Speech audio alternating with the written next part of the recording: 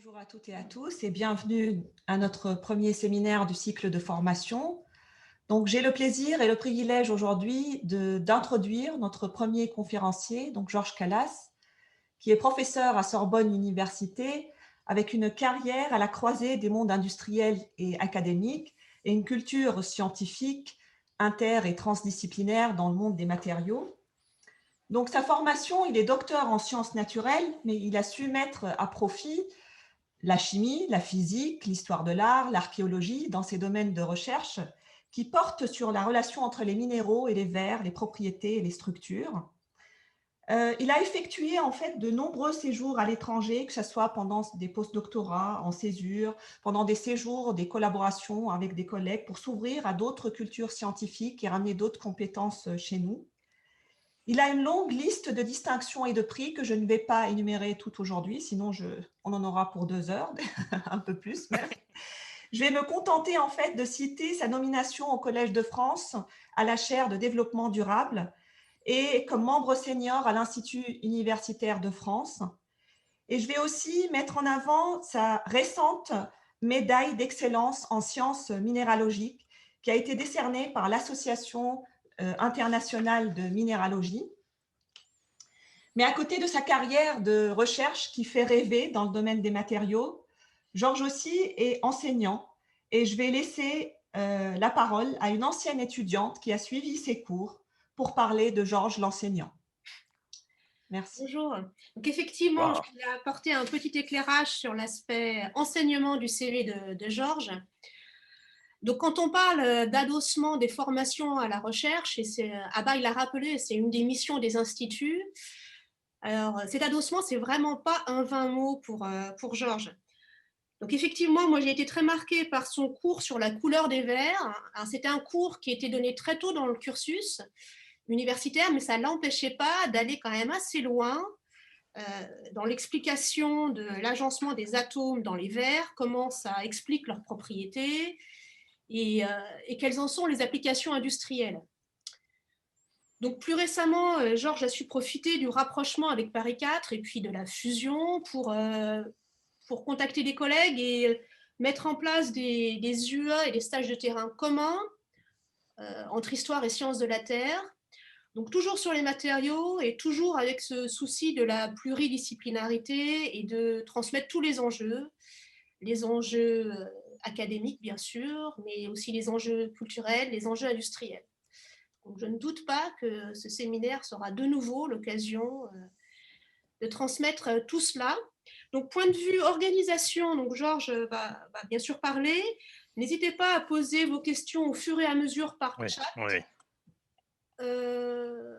On les reprendra et puis à la fin, on ouvrira aussi la parole aux questions à main levée. Donc, soit vous trouvez la main levée dans l'outil réaction, soit vous levez votre main physiquement. Donc, Georges, je t'en prie. D'accord. Hop, desktop, partager l'écran. Merci, merci Christelle pour cette introduction chaleureuse et merci Maggie pour tout ce que tu as dit à mon sujet. Je suis très content de me trouver parmi vous parce que ça correspond vraiment à ce que je ressens personnellement sur l'intérêt de venir d'horizons différents et d'être intéressé finalement par des objets qui sont les mêmes, qu'on ne voit pas toujours avec les mêmes lunettes, mais bon, c'est intéressant, même si on ne prend pas la lunette du voisin, on, on profite quand même de ces visions complémentaires pour mieux connaître ces objets complexes que sont les matériaux. Alors, j'ai mis un titre qui explique la philosophie de l'exposé, donc à la croisée des chemins et des métiers, parce que je voudrais parler un petit peu à la fin, parce que je pense que ça risque de stimuler des discussions, parler des problèmes, de ce que deviennent nos doctorants, ce que deviennent nos étudiants de master. Et puis j'ai mis donc le titre le nom du laboratoire, l'IMPMC, j'ai préféré mettre le nom complet parce que ça montre bien justement dès le titre du laboratoire que je me trouve comme dans beaucoup d'autres laboratoires de Sorbonne Université, et on le voit bien dans le titre là, c'est vraiment, on associe à la fois physique des matériaux, cosmochimie, minéralogie, on voit bien qu'on brasse les populations et dans la vie de tous les jours, c'est effectivement le cas. Et puis j'ai voulu mettre quand même, j'ai voulu dire on se reposait sur les épaules de nos anciens. Donc, j'ai mis une photo du labo, donc de l'entrée du labo, donc laboratoire de minéralogie, du temps où on était à la Sorbonne. Et c'est là-dessus que je voulais juste commencer justement un petit clin d'œil sur le passé en fait, hein. Donc les TD, voilà, en haut à gauche, vous avez donc les TD au laboratoire de minéralogie de la Sorbonne dans les années 50. On voit que les étudiants ont une cravate, les jeunes filles sont très bien habillées. Donc, c'est assez différent comme ambiance, mais ça, on travaille beaucoup, comme vous voyez. Et puis, on remonte encore plus en arrière. Le labo a en fait plus de 2 siècles, enfin le laboratoire. L'enseignement de la minéralogie a plus de 2 siècles. C'est créé par Napoléon Ier et on voit que la BAUI, qui était le cristallographe phare de cette époque, hein, qui a traversé la Révolution, qui a traversé l'Empire, coexistait, enfin enseignait avec Gay-Lussac, avec Poisson, avec Biot, avec Geoffroy Saint-Hilaire. Enfin, pratiquement tous ces noms sont tous très connus dans des locaux de la Sorbonne ancienne, donc pas la Sorbonne reconstruite que vous connaissez maintenant. C'était une Sorbonne qui était, d'ailleurs, c'était intéressant, juste derrière le Collège de France, hein, à la limite entre le Collège de France et le lycée Louis-le-Grand. Et les locaux ont évidemment été entièrement détruits quand on a tout reconstruit à la fin du XVIIIe siècle. Voilà, donc c'était juste un clin d'œil pour le passé, pour dire que ces préoccupations pluridisciplinaires, ces questionnements sur les cristaux, sur les minéraux, ben c'est pas d'aujourd'hui, c'est pas nous qui l'avons inventé, et on est dans une continuité, on se revendique d'une continuité historique avec des outils qui sont différents, mais on se retrouve bien dans cette suite de professeurs de minéralogie du 19e et du 20e siècle.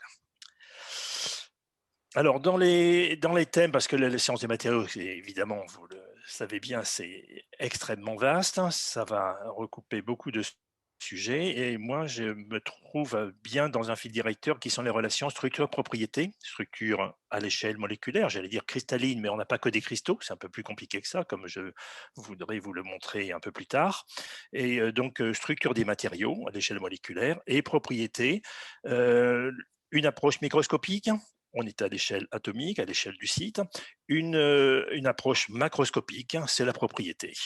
Et donc, Abay, justement, parlait de l'intérêt de, de se rapprocher de la R&D, des préoccupations de recherche-développement dans le secteur professionnel, dans le secteur industriel. Eh bien, effectivement, l'industriel, lui, ne va pas trop se préoccuper pour connaître la symétrie du site occupé par une impureté. En revanche, cette impureté va peut-être jouer pour lui un rôle absolument crucial pour développer des propriétés originales sur des matériaux qui vont être des matériaux clés.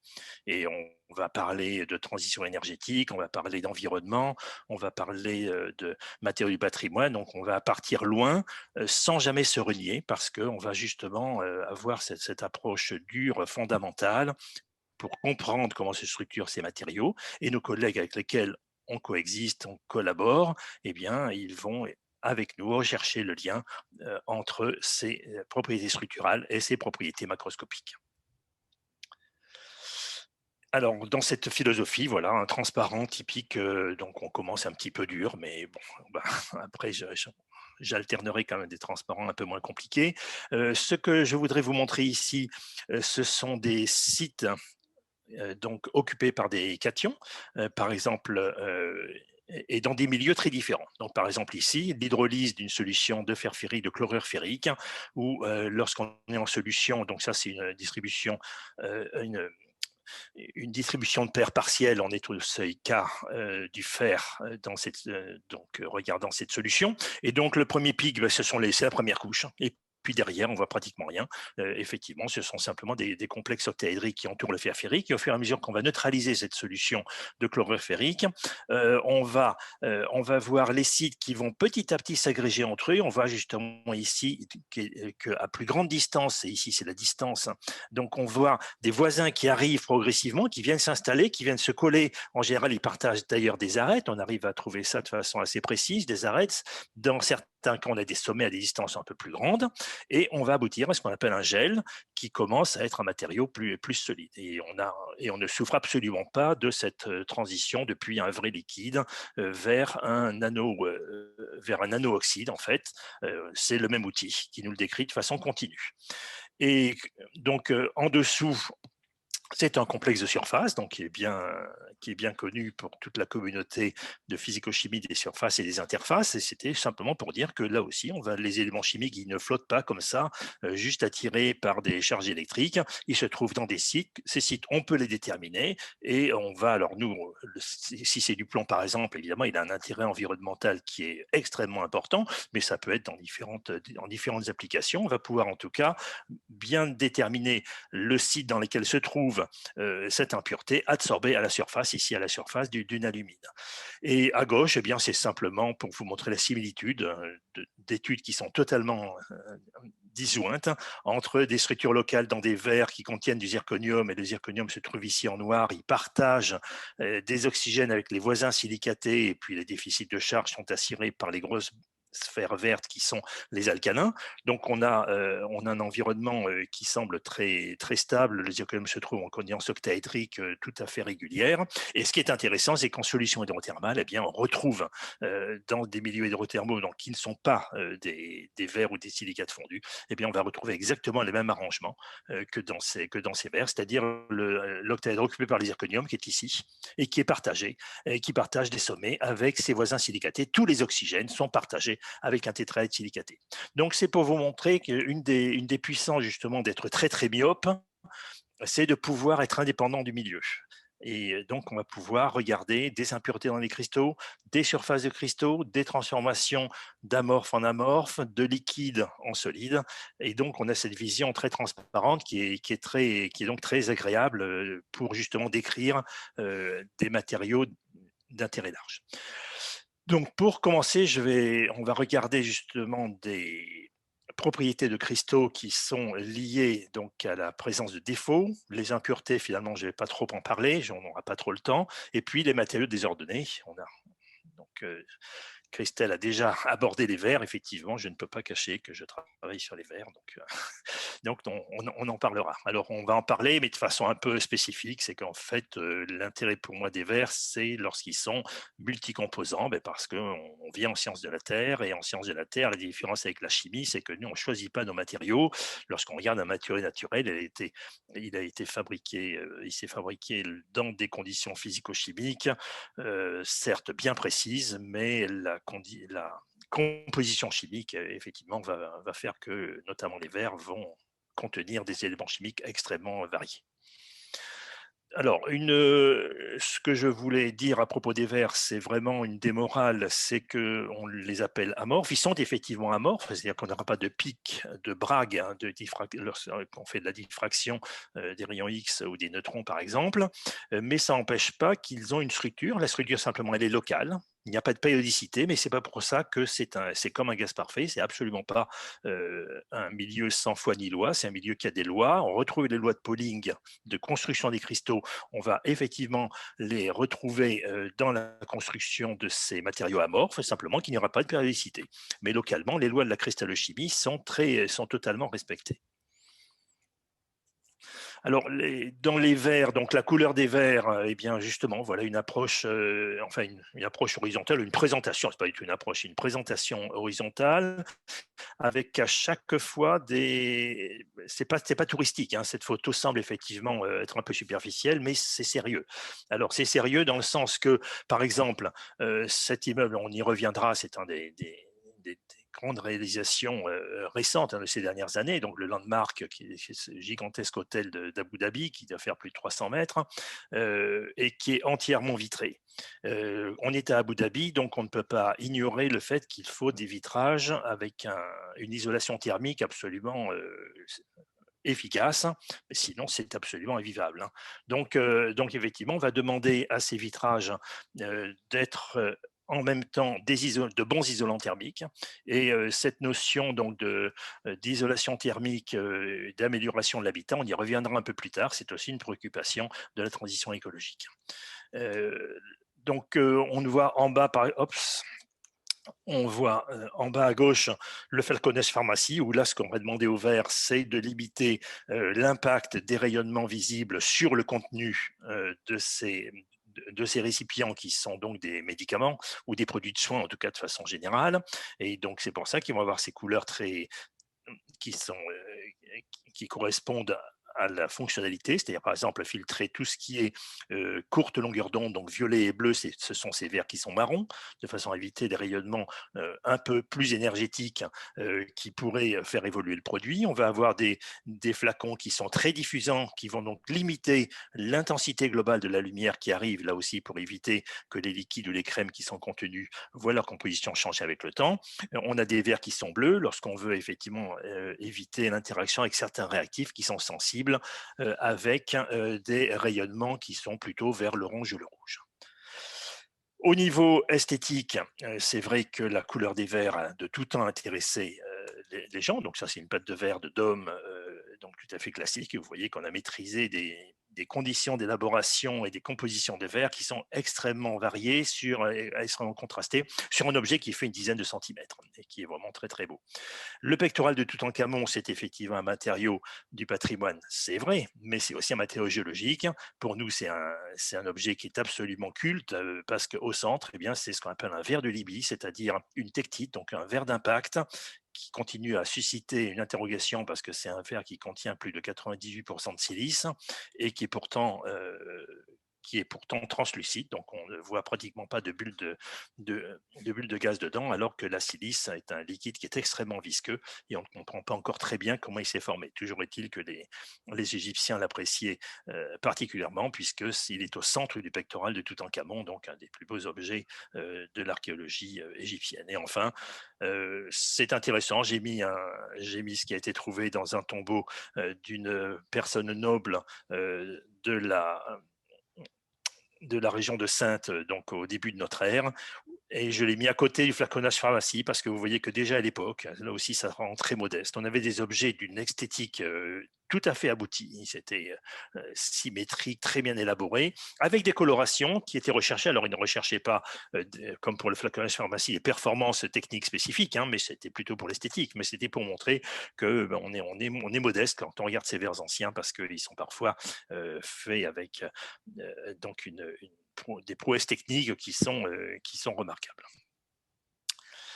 Alors, les verres sont de plus en plus utilisés. Donc là, pour les doctorants et les étudiants de master, ça vous semble effectivement évident, mais allez voir les, les carnets photos de vos familles, regardez les photos anciennes et vous verrez qu'autrefois, ce n'était pas du tout le cas. Les maisons avaient des fenêtres parce que les fenêtres, ça coûtait très cher. La façon de fabriquer les fenêtres a été révolutionnée dans les années 60, hein, mais avant, faire des verres, ça coûtait cher. Et donc, les vitrages étaient très limités en surface. Et vous voyez ici, donc effectivement, une maison ancienne par rapport aux bâtiments actuels qui sont entièrement vitrés pour des raisons d'esthétique notamment. Évidemment, on est sur des ordres de grandeur de différence. C'est pareil pour les véhicules. Hein.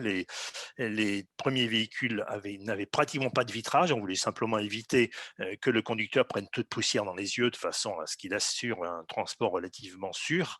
Mais par rapport aux nouvelles voitures, évidemment, le vitrage s'est fortement développé. Et même dans les dernières années, eh bien, on voit des augmentations de surface vitrée qui sont vraiment importantes. Par exemple, pour le pare-brise, de façon au niveau sécurité, de façon à augmenter le périmètre de vision, donc une augmentation de 60% des pare-brises, des surfaces moyennes de pare-brise en 15 ans. Donc, on a effectivement des demandes de plus en plus grandes de ce vitrage, donc du verre plat, que ce soit dans le bâtiment ou dans le transport. Alors, lorsqu'on regarde les verres à l'échelle atomique, moléculaire, peu importe, parce qu'il n'y a pas de vraies molécules puisque c'est un continuum, on regarde par exemple un verre qui contient du chrome, donc c'est une couleur, très belle couleur lié à la présence de chrome octaédrique, hein, comme ce que vous avez par exemple dans une émeraude ou dans un grenat calcique. Et on va observer en fait un spectre d'absorption optique qui est tout à fait voisin de ce que l'on a dans les cristaux. Les largeurs des bandes d'absorption sont les mêmes. Les formes sont des formes gaussiennes. Ça montre qu'on a un octaèdre qui est quand même très peu distordu. Et donc, on est tout à fait rassuré. On a vraiment une organisation très, très voisine de ce que l'on voit dans les cristaux. Et c'est pareil alors avec une autre spectroscopie qui est la spectrométrie géométrie absorption X, lorsqu'on regarde les seuils L du zirconium qui vont explorer les niveaux 4D qui, dans le cas du zirconium 4+, sont vides, eh bien, ces niveaux 4D, ben, c'est la théorie du champ cristallin. Donc, vous allez voir le site, la symétrie du site qui va décomposer vos niveaux 4D en deux niveaux T2G et EG. Pour ceux qui ont suivi les cours sur le champ cristallin, ça va réveiller évidemment vos souvenirs. Et évidemment, vous ne serez pas surpris que cela dépend de la symétrie du site. Et donc, les spectres, très pragmatiquement, vont être extrêmement différents selon la symétrie, une symétrie vraiment octaédrique régulière ou selon des coordinates 7 ou 8 plus ou moins distordues. Et on est très intéressé par le fait que lorsqu'on regarde le seuil du zirconium dans un verre, eh bien le site montre que c'est un octaèdre. La spectroscopie XANES, plus exactement la spectroscopie d'absorption X, montre que c'est un site octaédrique qui est régulier. Donc, les verres, bien qu'étant multicomposants, bien qu'étant amorphes au sens de la diffraction des rayonnements, sont construits avec des entités qui sont très bien définies et qui sont régulières. Ça rappelle un petit peu ce que l'on peut observer dans les solutions, où effectivement, on va avoir cette fois-ci, dans les solutions, on a des complexes moléculaires, donc c'est plus simple à définir puisqu'on a une sphère de coordination que l'on peut définir, et derrière, après, ce sont des attractions électrostatiques. Dans le cas des silicates fondus et des verres, c'est différent puisque les oxygènes qui environnent vos cations, eh bien, ils vont être en général liés déjà à du silicium parce que ce sont des oxygènes de tétraèdre silicatés, donc c'est plus difficile à avoir un concept de molécules indépendantes. Mais ce qui est important, c'est de dire que ce sont des sites qui sont réguliers et que l'on peut effectivement définir. Alors après, lorsqu'on va chauffer par exemple un verre, eh bien qu'est-ce qu'on va observer? Eh bien, on observe très souvent qu'il change de couleur. Donc là, c'est un verre au chrome, donc qui est le verre, un verre de couleur verte à température ambiante. Vous le chauffez à quelques centaines de degrés, vraiment pas très haut, vous voyez 400, 450 degrés.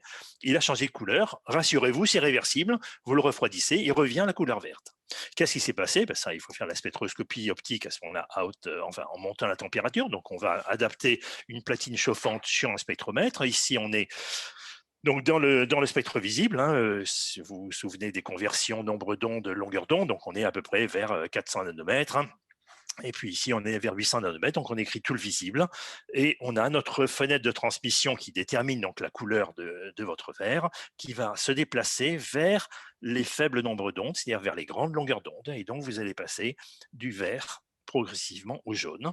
Et ce qui est très joli, c'est qu'on a un point isobastique, hein, c'est-à-dire qu'effectivement, on est sur un spectre qui est en train de pivoter et progressivement, effectivement, votre bande de faible énergie, donc de grande longueur d'onde, se déplace. Et elle se déplace, c'est tout simplement lié au fait que le champ cristallin diminue. Le champ cristallin diminue parce que les distances chrome-oxygène augmentent, c'est l'expansion thermique, ça n'a rien d'un scoop, hein, c'est vrai, mais à ce moment-là, on est intéressé pour le comparer aux minéraux. Et là, ce que l'on voit, c'est que on est sur des valeurs donc de l'ordre de 10 puissance moins 5, et ce sont des valeurs qui sont tout à fait similaires à ce que l'on a dans les cristaux. C'est-à-dire que le chrome, finalement, il se comporte en tant que chrome, peu importe qu'il soit dans un verre ou dans un minéral, il aura à peu près le même comportement.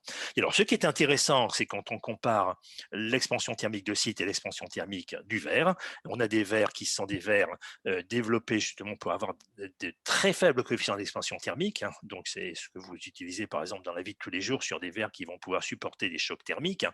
Et bien, ces verres-là, ils vont montrer exactement les mêmes coefficients d'expansion thermique de site autour du chrome que des verres qui ont des coefficients d'expansion thermique plus importants. Vous voyez que ça peut varier entre 2 et 80, alors qu'ici, on est dans la gamme 15-20, donc des variations qui sont très faibles. Donc, on a une différence vraiment très importante entre le comportement local des cations et la structure moyenne du verre. Donc, c'est pour ça que j'ai parlé de ces mesures qui semblent être très pointues, très détaillées, mais c'est pour montrer effectivement que la notion de densité d'occupation de l'espace dans un amorphe, elle est un peu subtile parce qu'après, on va éventuellement avoir des rotations, par exemple des tétraèdres par rapport aux octaèdres, qui vont amener le réajustement de la densité moyenne de façon à réagir au fait que ces sites qui sont occupés par le chrome, eux, ils sont en train de grossir, ils sont en train d'avoir une expansion thermique importante.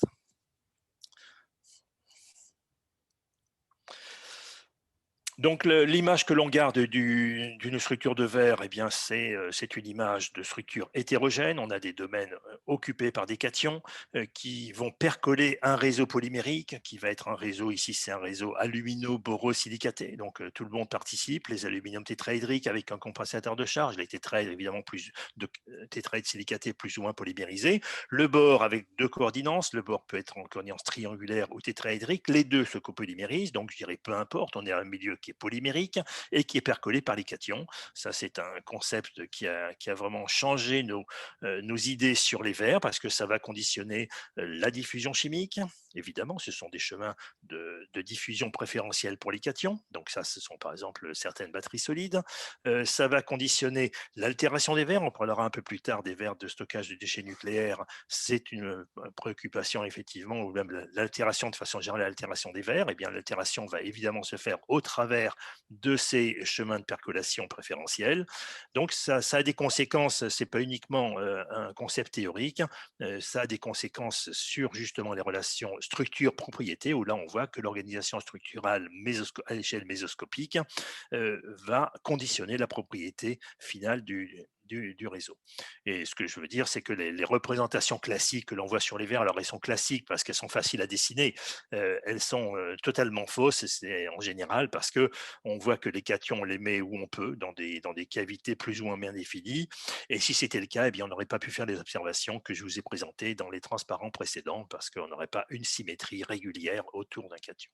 Donc il faut faire attention sur ces schémas qui datent maintenant totalement par rapport au concept que l'on a sur les verres multicomposants, d'autant plus qu'ici on voit qu'il n'y a absolument aucun chemin de percolation, et donc a priori on ne comprend pas comment on peut altérer un matériau qui a cette structure ainsi aléatoire. Donc cette structure, cette distribution hétérogène, qu'est-ce que ça va amener? Ça va amener que si on a des éléments de transition dans ces domaines percolants, eh bien ces éléments de transition vont se trouver en proches et donc vont partager par exemple des arêtes comme ici. Ce sont des sites de coordination 5, on va y revenir un tout petit peu plus tard, qui partagent des arêtes. On va avoir des sites tétraédriques, donc là c'est du fer ferrique, on est sur un verre sodium fer ferrique, donc verre silicaté sodium fer ferrique, et ces tétraèdres partagent des sommets entre eux, les pentaèdres partagent des arêtes entre eux. Donc, on a effectivement la possibilité de transfert de charge. Ce sont des sites qui sont occupés essentiellement par des fers ferriques, mais il y a aussi des fers ferreux. Et c'est ce qu'on appelle des transferts de charge, en fait, qui sont facilités par le fait qu'on échange des arêtes. On partage, pardon, des arêtes. Et donc, on va avoir une interaction directe, fer ferreux, fer ferrique, hein, donc au travers de l'arête. Ça vous donne immédiatement une coloration intense de ces verres qui deviennent noirs, parce que tout simplement, tous les photons sont utilisés pour faire ces transferts de charge. Il n'y a pas une sélectivité comme dans le cas des transitions liées au champ cristallin. Alors, cette coordinance 5, on l'observe pour pratiquement tous les éléments de transition dans les verres. C'était une coordinance qui n'était pas connue, et donc on plaide, on la montre justement, qui existe pour pas tous, puisqu'on a vu que le chrome était octaédrique et le zirconium aussi, ce n'est pas tout, mais sur des éléments de transition, cobalt, nickel, cuivre, fer, en grande partie, notamment en fer ferreux, eh bien, on va observer cette coordinance 5 que l'on vit comme une coordinance 6 frustrée, c'est-à-dire que dans le verre est formé à partir d'un silicate fondu, donc dans lequel on va avoir des déplacements atomiques liés à l'agitation thermique, hein, et on a des liaisons cation-oxygène qui sont quand même pas si grandes, si énergétiques que ça. Donc, on va effectivement tout le temps avoir un voisin octaédrique qui manque. C'est comme ça qu'on le représente, parce que la coordinance 5 est quand même rare. Enfin, notamment nous, dans les minéraux, dans les 3500 structures minérales, les coordinances 5 sont réellement très rares. On en connaît, mais il y en a vraiment très peu. Donc c'est un état qui, pour nous, est intéressant parce que c'est l'héritier de ce qui se passe dans un silicate fondu, et avec la dynamique de ces déplacements atomiques qui se relient à une autre propriété qui est extrêmement intéressante et importante, notamment en sciences de la Terre, qui est la viscosité. Et ça, ce sont des processus qui ont été décrits même pour les tétraèdres silicatés, où effectivement, ce que l'on voit, c'est que lorsque vous avez par exemple ces deux tétraèdres qui sont associés donc par par cet oxygène-ci, ces deux tétraèdres silicatés. Lorsqu'il y a donc un autre tétraèdre qui s'approche, eh bien, on va avoir la possibilité de passer par des espèces transitoires qui ont des coordinates plus élevées avant de repasser dans une autre configuration. Et donc, on a cette fois-ci la liaison entre deux tétraèdres qui implique le nouveau tétraèdre qui vient d'arriver, et l'un des deux tétraèdres qui était au départ ici vient de partir. Donc, c'est l'origine moléculaire de la viscosité. C'est ça qui explique que l'on peut couler, qu'un silicate fondu va couler comme un liquide classique. Enfin, classique comme un liquide. Pas classique du tout. Je vais terminer donc cette première partie sur les impuretés et les défauts. Les impuretés, comme je l'ai dit, je n'en prendrai pas pour des questions de temps. Pour les défauts, je voulais simplement mentionner que les défauts pour nous dans les minéraux, très souvent, ce sont des observateurs extrêmement intéressants, notamment dans les argiles. Les argiles ont des surfaces spécifiques qui sont très élevées et elles sont particulièrement sensibles justement au fait que on va avoir dans le milieu naturel, hein, alors je ne parle pas du tout de contamination Nous avons radioactive. une question, Georges, Oui, bien sûr. Oui, oui. vous permettez. Donc, en fait, la question, elle est sur la coexistence du bord de coordinates 3 et 4. Y a-t-il interconversion? Cela implique-t-il une réactivité particulière? Tout à fait, c'est une excellente question. Oui, oui, c'est une excellente question. Pourquoi? Parce que le bord triangulaire, lui, je dirais, il va être stable puisque le bord est trivalent. Donc, il est stable, l'équivalent du silicium dans un tétraèdre silicaté. Quand le bord devient tétraédrique, alors là, c'est autre chose, c'est qu'on va avoir un déficit de charge, exactement comme pour l'aluminium quand il est tétraédrique. Et donc, le bord tétraédrique va à ce moment-là prendre un alcalin, de préférence, sinon il prendra un alcali mais enfin, il préférera d'abord prendre un alcalin. Il en aura besoin impérativement pour compenser son déficit de charge. Quelle est la conséquence? La conséquence, c'est que l'alcalin qui était, j'allais dire, modificateur de réseau, c'est-à-dire qui était là surtout pour dépolymériser, maintenant il ne peut plus être compté comme modificateur. Cet alcalin, il est pris pour compenser ce déficit de charge lié à un bord triangulaire, à un bord tétraédrique, excusez-moi. Et c'est une modification majeure justement entre le verre solide et le liquide. Et donc cette conversion d'un bord 4 vers un bord 3 lorsqu'on va fondre un verre boraté ou borosilicaté, ça va nous permettre de relâcher des alcalins dans le borate fondu et ça va expliquer justement les propriétés rhéologiques de ce borate fondu. Accessoirement, ça va amener des bonifications parfois très importantes dans la solubilité des éléments chimiques qui vont, dans certains cas, être tout à fait solubles dans le silicate fondu, alors qu'ils ne le sont plus. Ils vont donc cristalliser et on va avoir une nucléation cristalline au passage vers le verre parce que le bord a voulu se servir et dans de nombreux cas, le bord est prioritaire par rapport aux autres. Donc, c'était une excellente question, effectivement. Mais c'est pour dire, donc, au-delà de simplement l'observation de changement de coordination, qui est effectivement notre intérêt intellectuel, il y a l'implication pratique qui est que ces alcalins se trouvent ainsi piégés pour compenser le déficit de charge.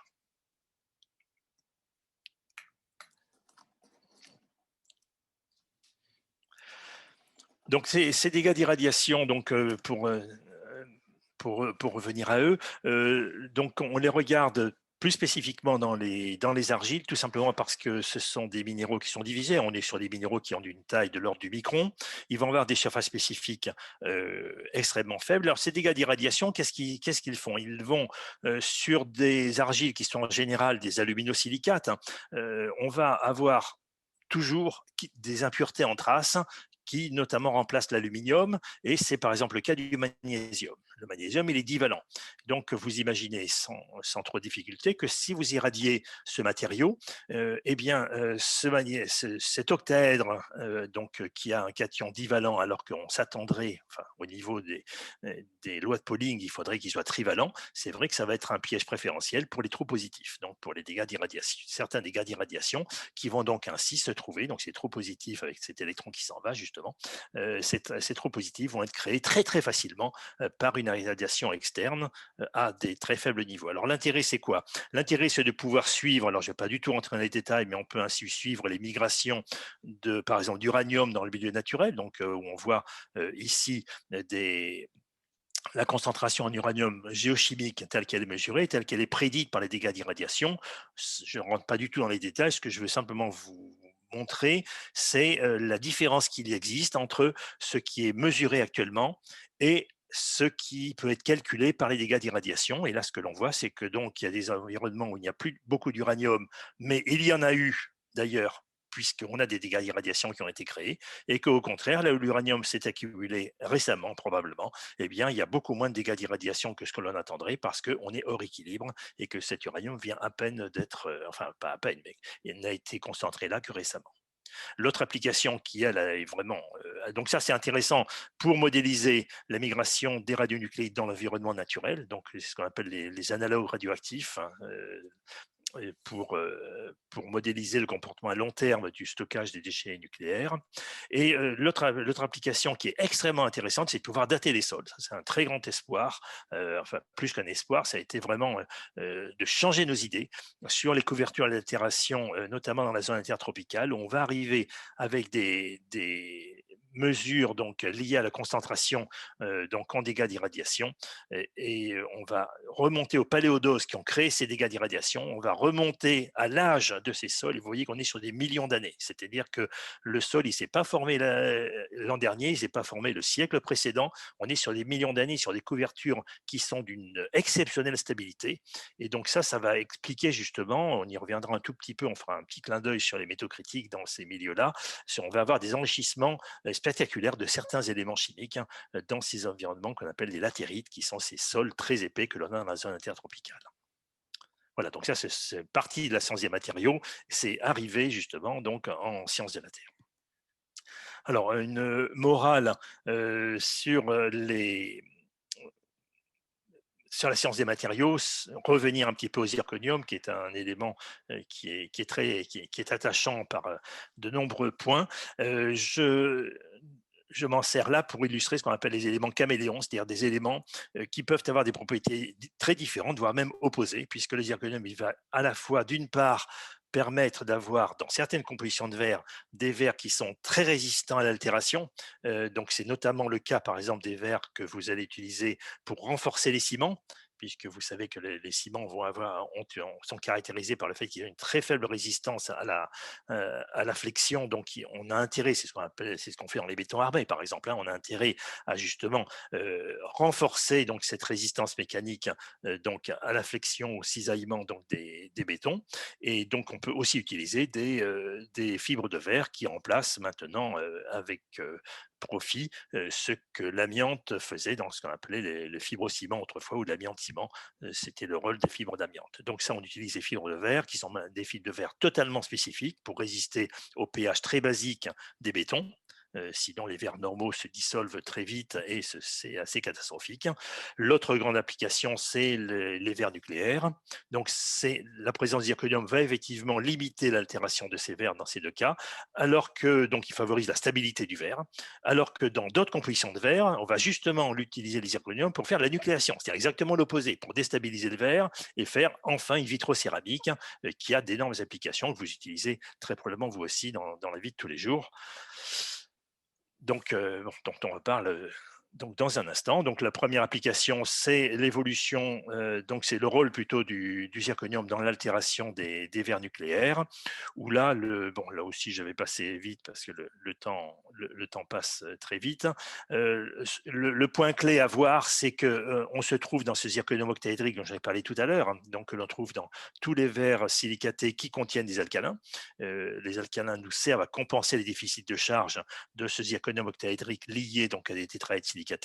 Et ce que l'on observe, c'est que lorsqu'on altère donc dans des conditions saturées en silice qui sont relativement basiques, lorsqu'on altère ces verres, eh bien le gel de surface, le gel qui se développe à la surface du verre, donc ici c'est le verre, ça c'est la solution, et on a un verre poreux qui va se développer, et ce gel plutôt qui se développe à la surface du verre lorsque vous commencez à l'altérer, eh bien ça va être un gel qui sera protecteur, tout simplement parce que vous gardez cette connexion réaction entre la silice et le zirconium.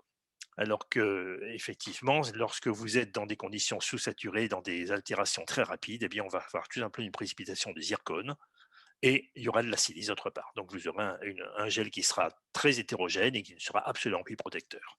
Donc ça, ce sont évidemment des sujets de recherche qui continuent pour essayer de mieux maîtriser les conditions de stabilité de ces verres nucléaires avec le temps.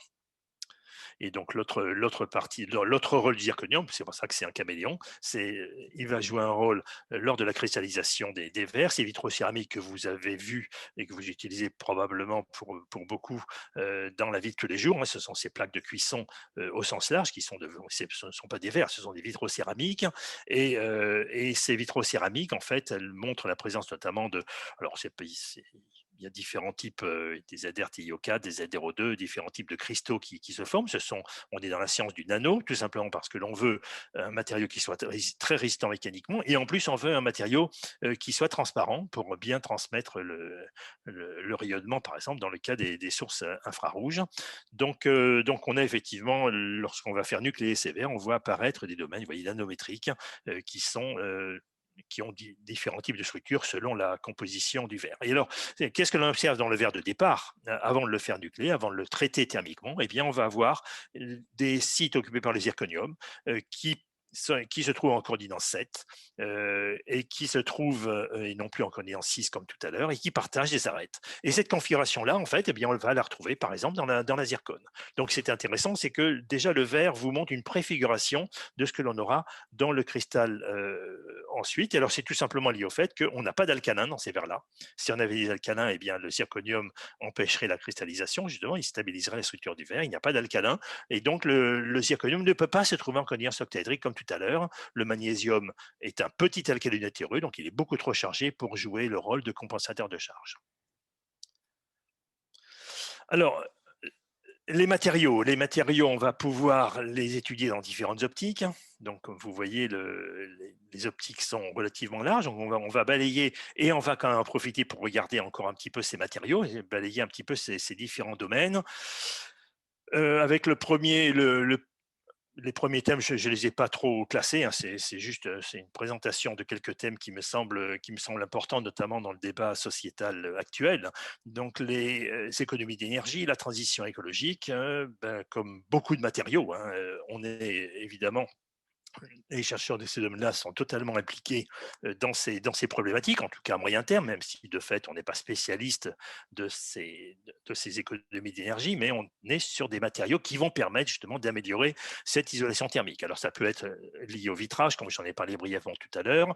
Dans d'autres domaines, ça peut être aussi associé à des développements de fibres de verre, etc., de fibres au sens large justement, qui vont améliorer l'isolation des bâtiments. Donc vous savez que c'est une priorité des décennies à venir. C'est de toute façon déjà la première économie d'énergie que l'on peut développer avec des technologies que l'on maîtrise totalement. Alors, ensuite, on a les fonctionnements des fours dans ces industries qui consomment beaucoup d'énergie. Alors, ça va être le verre.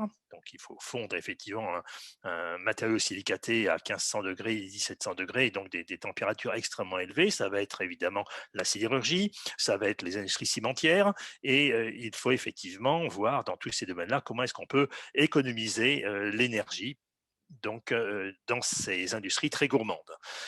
Le développement, alors un peu dans cette foulée, le développement de ciment vert qui va permettre de développer donc des produits à température ambiante sans avoir besoin de les chauffer.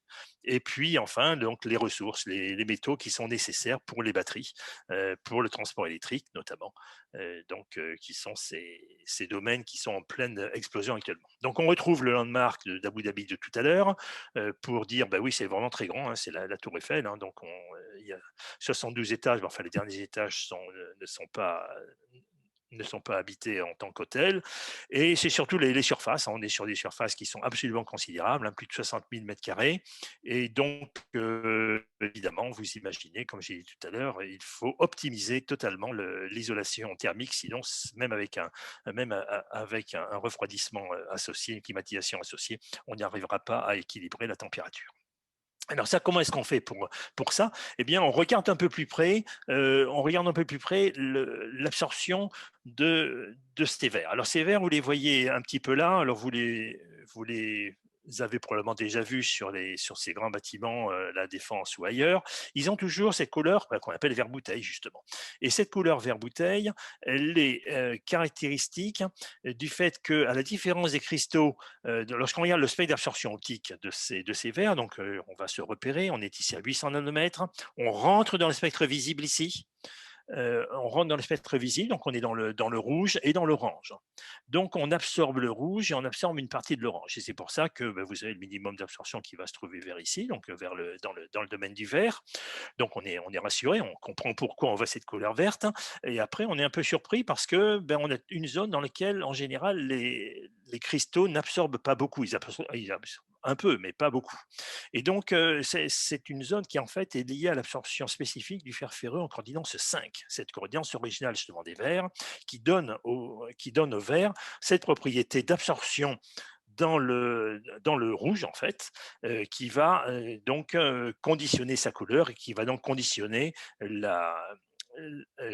l'efficacité d'isolation du verre. Donc, ce que je voulais dire simplement, là aussi, c'est un peu compliqué comme débat. Ce que je voulais simplement dire, c'est que cette coordination originale s'accompagnait justement de cette propriété d'isolation thermique possible donc pour les vitrages. Le deuxième domaine d'économie d'énergie, là c'est juste pour les photos, on ne va pas plus en parler, c'est de dire qu'il faudrait économiser de l'argent, de l'énergie, pardon, et de l'argent sur ces silicates fondus. Lorsqu'on est dans un four de verrier, vous voyez les températures. Ces photos sont absolument spectaculaires. Vous avez, donc ça, c'est pas de l'eau, c'est un silicate fondu donc ce sont des. Ici, vous avez des réfractaires de zircone qui d'ailleurs se trouvent corrodés, vous voyez, au niveau, à l'interface entre le silicate fondu et l'atmosphère. C'est absolument spectaculaire comme photo. Et vous voyez ici donc comment est-ce qu'on génère la chaleur. Et donc, ça va être une consommation d'énergie absolument considérable. Ça encourage évidemment à faire des mesures non plus sur les verres chauds, mais sur les silicates fondus. Et là, on se rend compte qu'on a une modification considérable du coefficient d'absorption, tout simplement lié à un changement de coordination du fer. Donc, ça sont des domaines qui ne sont pas faciles, mais qui sont extrêmement importants pour modéliser justement les transferts thermiques dans ces fours et essayer d'améliorer leur rendement. Donc, le troisième point que je voulais aborder, que je vous ai présenté brièvement, c'est l'utilisation, c'est la fabrication de ciments verts. Ces ciments verts sont fabriqués à partir de laitiers. Ces laitiers, voici en haut fourneau. Vous allez enfourner le minerai avec le coke, avec le carburant, et vous allez avoir ce qu'on observe sur beaucoup de planètes, c'est-à-dire qu'en bas, vous avez le métal fondu qui se récupère totalement à la base, au-dessus duquel vous avez en surnageant un silicate fondu qui est évidemment soutiré au-dessus. Donc jusqu'à il y a quelques dizaines d'années, ces laitiers étaient tout simplement laissés donc à l'abandon à l'extérieur. Ça faisait ces énormes terrils qui n'étaient pas très esthétiques, et surtout c'était un déchet. Et en fait, on s'est rendu compte que lorsqu'on broyait ces laitiers, qui sont donc des silicates calciques extrêmement dépolymérisés, eh bien ces laitiers étaient en fait des matériaux avec un pouvoir hydraulique important et pouvaient tout à fait donc remplacer le ciment Portland lorsqu'on veut fabriquer, élaborer un mortier.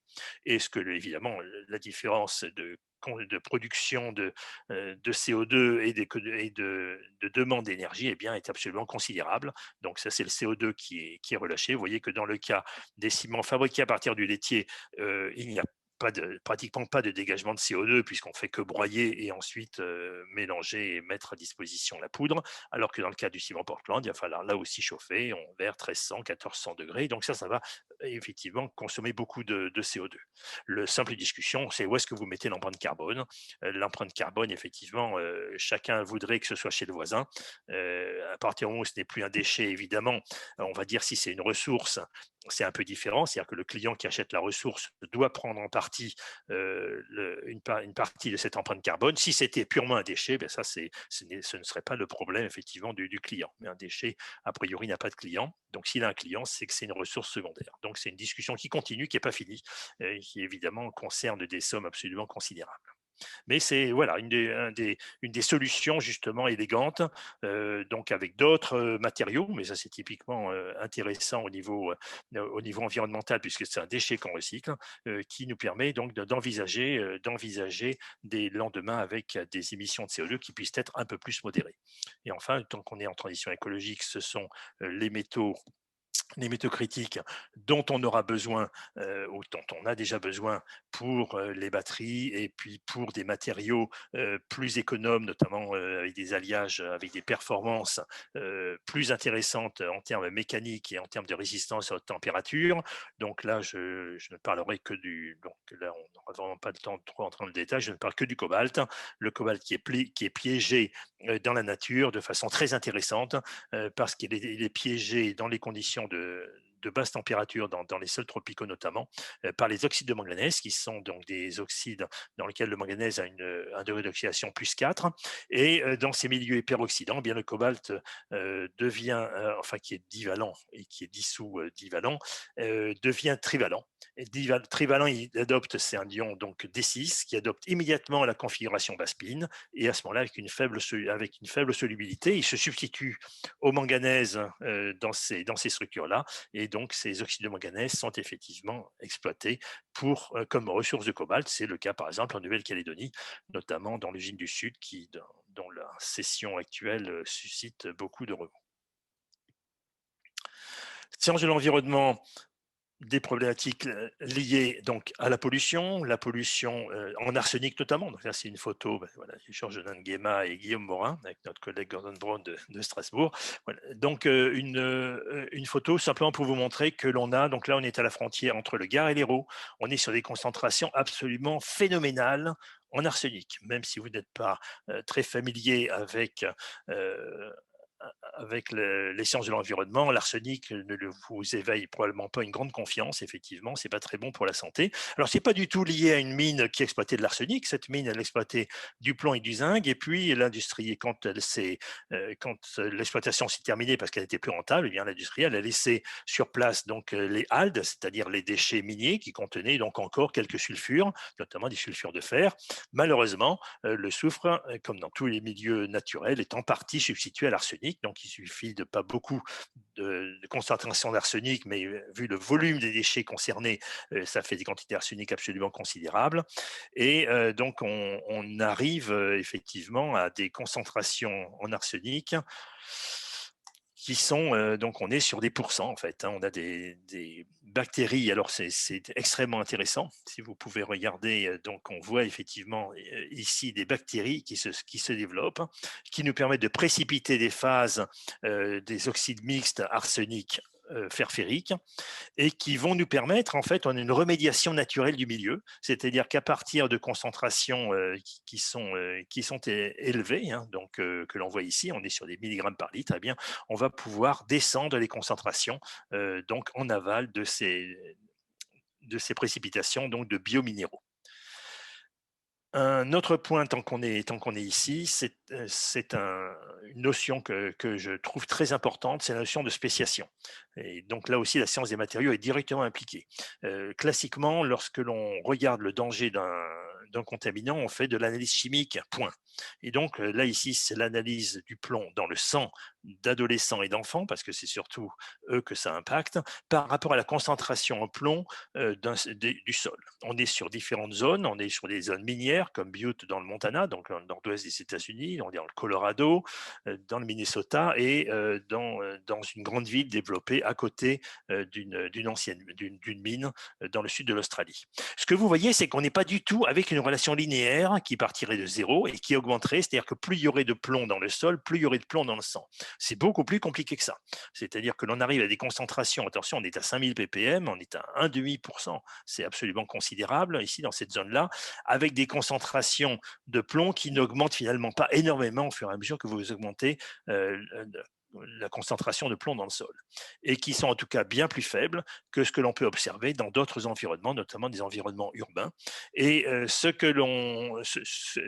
est lié directement à la spéciation du plomb, c'est-à-dire que dans un milieu minier actuel, le plomb se trouve sous forme de galène, le sulfure de plomb, PBS, qui est totalement insoluble, alors que dans les environnements urbains, eh bien, on va avoir, c'est surtout, vous voyez que ça date d'il y a pas mal d'années, c'était à l'époque, on utilisait le plomb comme antidétonant dans les combustibles. Et donc, ce plomb, il impacte par voie aérienne et donc c'est une contamination préférentielle, je dirais plus efficace des personnes. Donc, la notion de spéciation est extrêmement importante, c'est-à-dire que estimer la dangerosité d'un produit au travers uniquement de sa concentration peut amener à des grandes erreurs sur les priorités de remédiation, justement, lorsque l'on veut lutter contre une contamination. Donc ça, c'est dans les messages importants pour la science des matériaux.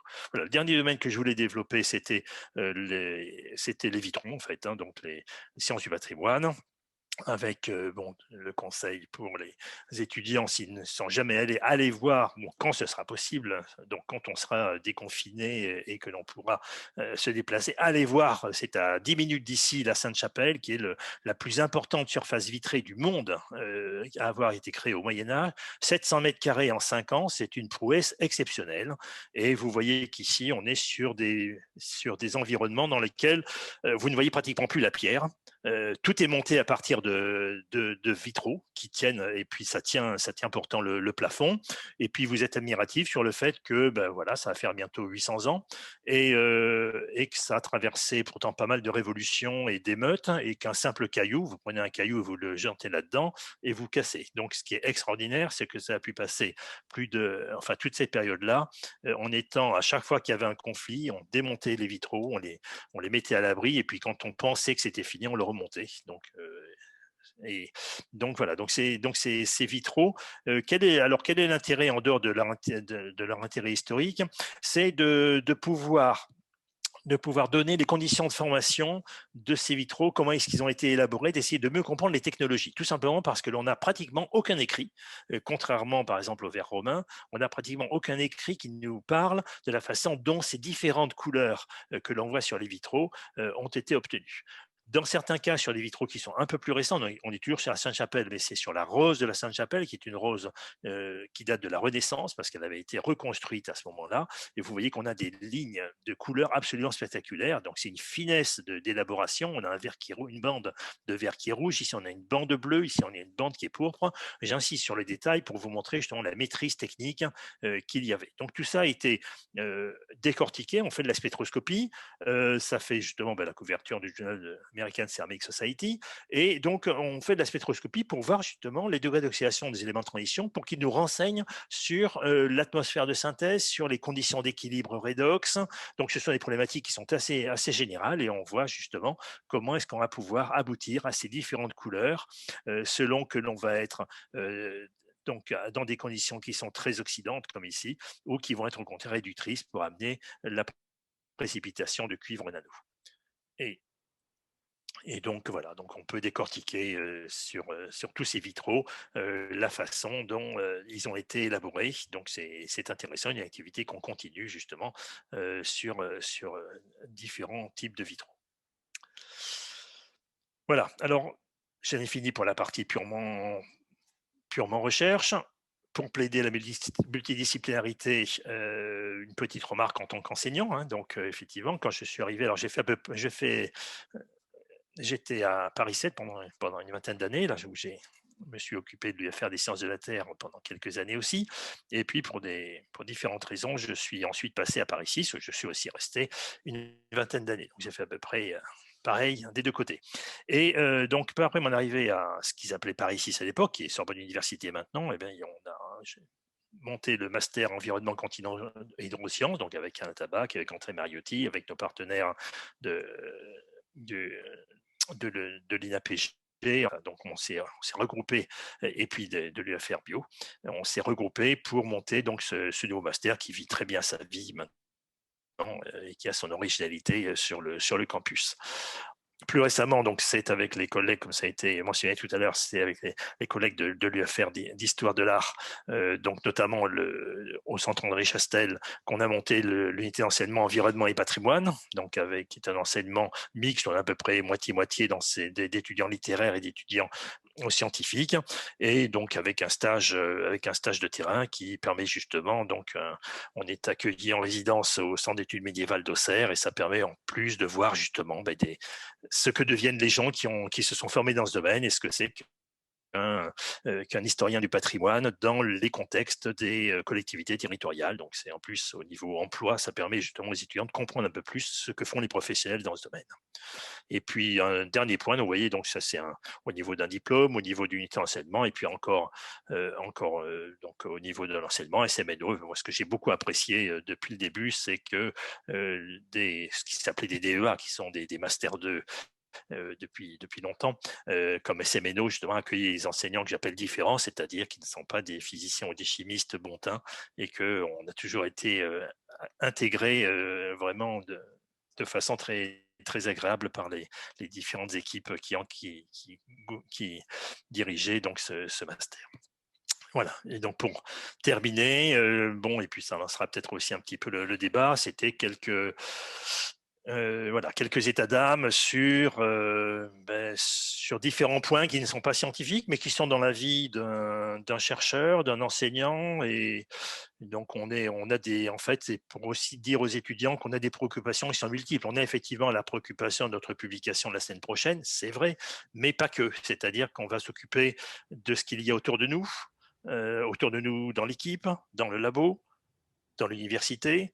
Et puis, c'est parfois un peu plus large, c'est à d'autres niveaux. On va se retrouver impliqué dans des ministères, dans des centres, dans des gestions de programmes nationaux, de programmes européens, de programmes internationaux. Donc, effectivement, on fait de la politique en même temps que de la science, en même temps que de l'enseignement. Et on va se trouver impliqué. Donc, je ne vais pas développer chacun de ces points, évidemment, ça ferait très artificiel, mais c'est pour dire qu'on est en plus, on peut être amené à interagir avec le secteur professionnel.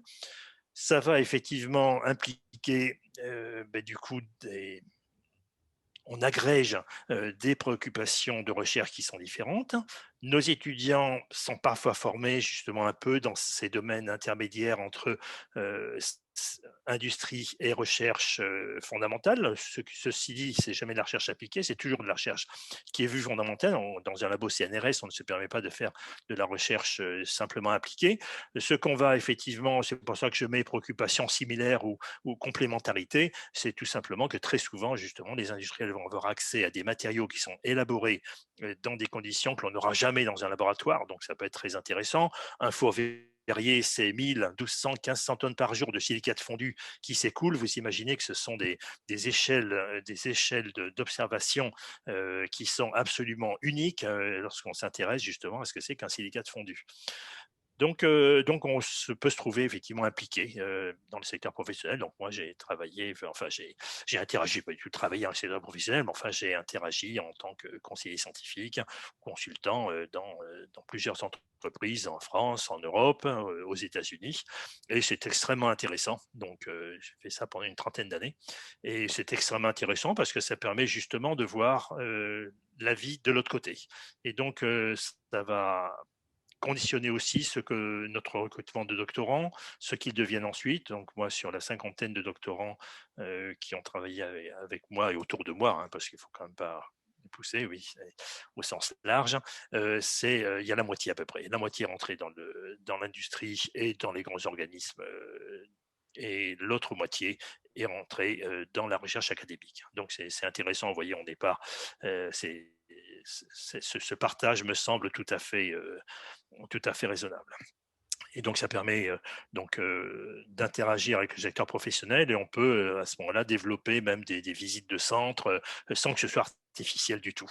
Et donc, les étudiants qui sont en thèse ensuite peuvent, dans certains cas, évoluer de façon naturelle vers le secteur professionnel. Il y a des fois d'ailleurs où ça se croise totalement, c'est-à-dire que des étudiants qui étaient en thèse CIFRE avec une société vont se retrouver dans un poste qui n'a aucun rapport dans une autre société et réciproquement. Donc ça, c'est les hasards de la vie. On ne peut pas non plus, heureusement, on ne va pas tout gérer comme ça a priori.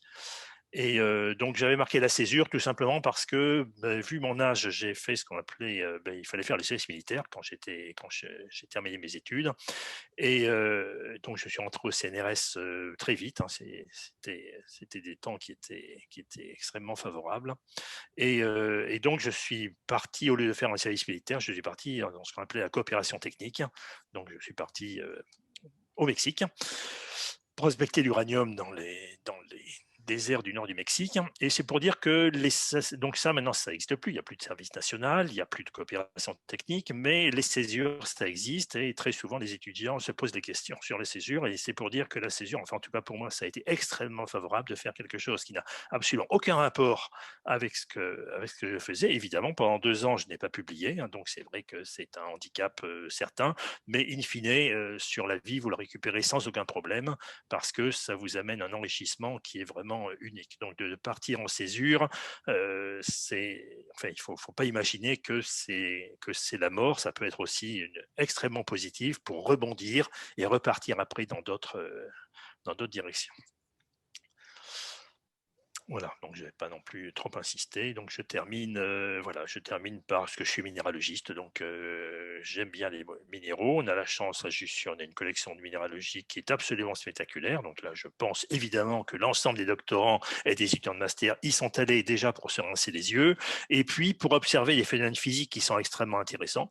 Donc justement, voilà les transferts de charge, par exemple. Voilà ce que des traces de fer ferreux dans le rutile. Le rutile TiO2 est un matériau qui est blanc, c'est le blanc titane des peintres, hein, et simplement des traces de fer ferreux dans ce rutile vont amener ces transferts de charge extrêmement efficaces. Vous voyez cette coloration brune du rutile, qui est que même lorsque le rutile se trouve en petites fibres incluses dans le corps, c'est ce qu'on appelle, c'est ce que l'on appelle les cheveux de Vénus, parce que Vénus était officiellement blonde.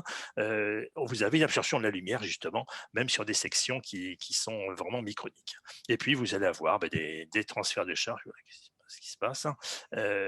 Vous avez des transferts de charge, comme par exemple dans les aigues marines, les dégâts d'irradiation ensuite sur ces trois minéraux, pour les quartz fumés, et puis pour les fluorines, où là on a par exemple ces colorations très spécifiques la fluorine est un fluorure de calcium, et lorsqu'elle est irradiée, dans certaines conditions, eh bien l'irradiation sera suffisamment intense pour amener l'agrégation des sites de calcium entre eux. Donc on va avoir des nanoparticules de calcium métallique qui sont donc environnés par le réseau de la fluorite, et ça amène des résonances de placement de surface, ce que vous connaissez bien pour l'or notamment. Eh bien, nous, on a ça aussi. On a ça dans le SELGEM, on a ça dans donc le NaCl, pour des colloïdes de sodium, on a ça donc dans les fluorines avec les nanoparticules de calcium. Voilà, et puis donc pour terminer, donc une phrase que j'aime beaucoup d'Einstein, parce que oui, ça rend un petit peu modeste. Et c'est vrai que les matériaux nous servent, enfin, nous affectent beaucoup parce qu'ils sont parfois très complexes. Merci voilà, beaucoup. merci. Merci beaucoup. Arrive, donc je vais te lancer une question un peu générale. Oui. Donc de nos jours, pour rentrer dans une carrière académique, le doctorat est bien sûr l'étape nécessaire, mais souvent il faut rajouter un voire plusieurs postdocs. Voilà, donc quelle est ton opinion sur le milieu industriel? Est-ce que le doctorat devient aussi absolument nécessaire, et comment ils perçoivent les postdoctorats? Est-ce que pour eux c'est très positif? Est-ce que c'est plus une perte de temps? Comment c'est perçu, hein?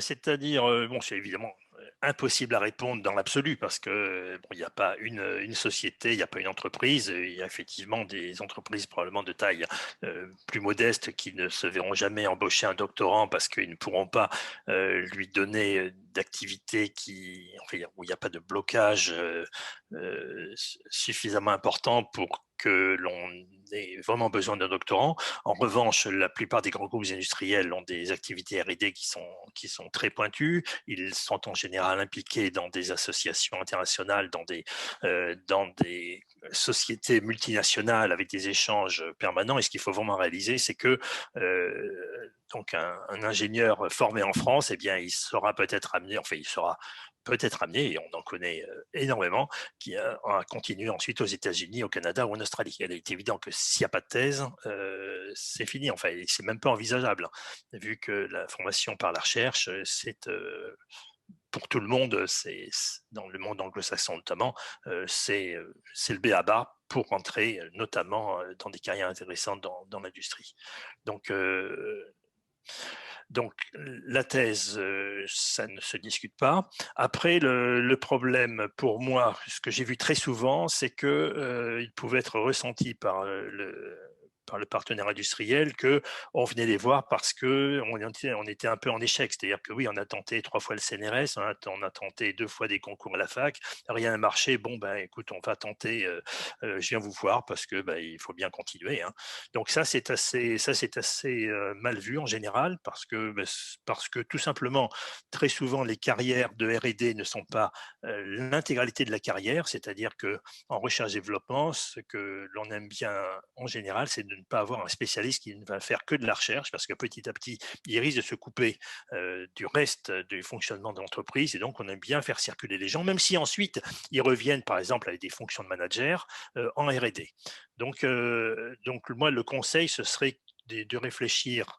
Donc, ce que je dis toujours, comme beaucoup d'ailleurs, hein, ce qu'on dit toujours aux étudiants, c'est de ne pas attendre le lendemain de la soutenance de thèse pour dire bon, maintenant ça y est, j'ai fini, je vais commencer à me poser la question. Parce que dans ce cas-là, lorsque l'étudiant va venir, enfin le docteur, pardon, il n'est plus doctorant, le docteur va discuter donc dans une entreprise, ben, il va être en demande et il va demander quelque chose. Alors que si il avait été réellement intéressé par cette entreprise ou d'autres, ben, il se serait pris de temps en temps une demi-journée ou même par visio maintenant, c'est donc 1 heure pour discuter avec des gens juste pour discuter, pour s'informer, pour montrer son intérêt. Puis ensuite, bon, on verra ce que ça donne. Mais effectivement, de pouvoir interagir avec un éventuel employeur à un moment où on n'est pas en train de demander quelque chose. On est en train de se renseigner, de voir comment on pourrait s'intégrer, quel serait l'intérêt du travail, quel serait l'intérêt des 2 côtés pour que justement on soit intégré dans l'entreprise. Et ça, bon, évidemment, c'est plus une décision personnelle. Mais les postdocs, c'est vrai que les postdocs ne sont pas très très bien vus en général parce que l'âge fait beaucoup, hein, dans l'industrie. Les départs à la retraite sont stricts. Il y a parfois même des départs en pré-retraite. Donc effectivement, les postdocs en général ne sont pas très très très très bien vus. Bon, sauf et encore, il faut voir, même s'ils sont financés par l'industrie. Merci Georges. Il y a Abaï qui a levé la main, qui souhaite prendre Oui. la parole. Donc, Georges, j'avais une question et une remarque. Donc, la question, c'était sur le slag cement, donc Oui, oui, le ciment vert, oui. résidu, Oui, oui. les déchets, entre guillemets, des fonderies que euh, tu as dit qui pouvaient être utilisés comme le ciment. Mais chimiquement, est-ce que c'est relativement identique au ciment Tout à fait. Oui, oui, oui. Oui, oui. Parce qu'en fait, lorsque tu es sidérurgiste, en fait, le minerai de fer que tu exploites, hein, c'est de l'oxyde de fer, c'est Fe2O3, je dirais en gros, hein. Ce sont ces énormes, gigantesques gisements de fer, notamment en Australie et en Chine. Donc, c'est Fe2O3. Donc, Fe2O3, évidemment, tu oublies, c'est totalement infusible. Tu vas rien faire puisque tu seras à l'état solide. Donc, si tu chauffes, tu vas simplement le transformer en magnétite, mais tu n'as pas gagné plus. Donc, ce que tu veux, c'est le fondre. Donc, mettre un fondant. Le fondant bon marché. Alors après, tu vas dire, bah, c'est pas compliqué. Il suffit de mettre de la soude et puis la soude, ça fera rien tout seul. Il faut rajouter des silicates, donc de la silice, du sable, pour faire un silicate sodique de fer. Mais la soude, ça coûte une fortune. Donc, ce que tu vas faire plutôt, c'est, tu vas dire, ben, en plus, moi, je suis sidérurgiste dans l'Est de la France, j'ai des wagons de carrière calcaire tout autour de moi, donc je vais prendre du calcaire. Donc, tu prends ton calcaire, c'est très bien, ça t'amène le calcium, le CO2 s'en va, attention. Donc, tu prends le calcaire, tu mets ton sable et tu mets ton oxyde de fer. Donc, ça fait que à la fin, une fois que tu as réduit avec le coq, une fois que tu as réduit en bas, donc tu as ton fer métallique fondu, et au-dessus, le laitier, qu'est-ce qu'il a? Il a tout ce que le fer n'a pas voulu, c'est-à-dire tout simplement le calcium et la silice. Donc, c'est un silicate calcique. Et ce qui est remarquable, c'est que tu es à des concentrations tu veux en fait pas que ce soit un verre a priori. Donc, ce que tu veux, c'est payer le minimum donc en termes énergétiques. Donc, tu vas essayer de fondre à la plus basse température possible. Donc, tu rajoutes des wagons de calcaire. Et donc, c'est un silicate calcique. Et au hasard, un silicate calcique, quand tu l'hydrates, ça fait ce qu'on appelle des CSH, c'est-à-dire des silicates calciques hydratés, qui sont la base du béton, en fait. D'accord. Donc, Mais ça veut dire aussi que, en fait, du point de vue mixage avec le sable, etc., ça ne change rien, parce que l'autre souci environnemental, c'est le sable qui est oui, nécessaire. oui, c'est vrai. Oui, donc ça ne change rien. Non, D'accord. ça Et change la pas. remarque, c'était pour la contamination avec le plomb. Donc, Oui, tu disais que ça vient effectivement plus de la pollution atmosphérique que la pollution dans les sols. Ça, c'est effectivement quelque chose que j'avais aussi. Donc, ça, c'est quelque chose qui est confirmé. Hein. ah oui, oui, oui, tout à fait. Oui, oui, oui. Mais de façon générale, c'est pareil pour l'arsenic, c'est pareil pour tout. C'est-à-dire que l'absence. Alors le problème, c'est que les normes, parce que c'est pas facile de dire, il faudrait normer par rapport aux phases, par rapport aux matériaux justement. Mais on a du mal à quantifier la partie matériaux. Donc par simplicité, on préfère l'analyse chimique, hein, parce que c'est très simple. On l'envoie à un labo d'analyse et puis il vous dit, voilà, vous avez tant de plomb ou tant d'arsenic ou tant de sélénium. Point.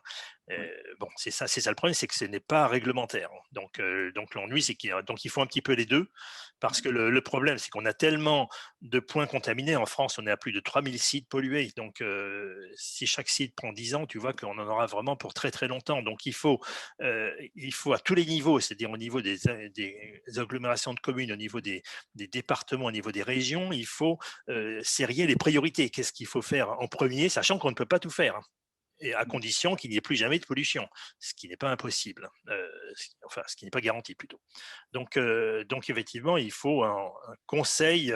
Je dirais que moi, le spécialiste de matériaux, je le verrai en complément en conseil dans des bureaux d'études justement environnementaux pour dire attention, ces endroits où vous dites qu'il y a beaucoup de tel élément, on va quand même regarder ce que c'est et sous quelle forme se trouve cet élément pour savoir si ça vaut vraiment le coup de remédier, d'essayer de diminuer sa concentration, d'autant plus que si c'est un matériau, c'est peut-être un peu moins simple que simplement faire passer de l'eau avec un dissolvant chimique qui ensuite on retraite.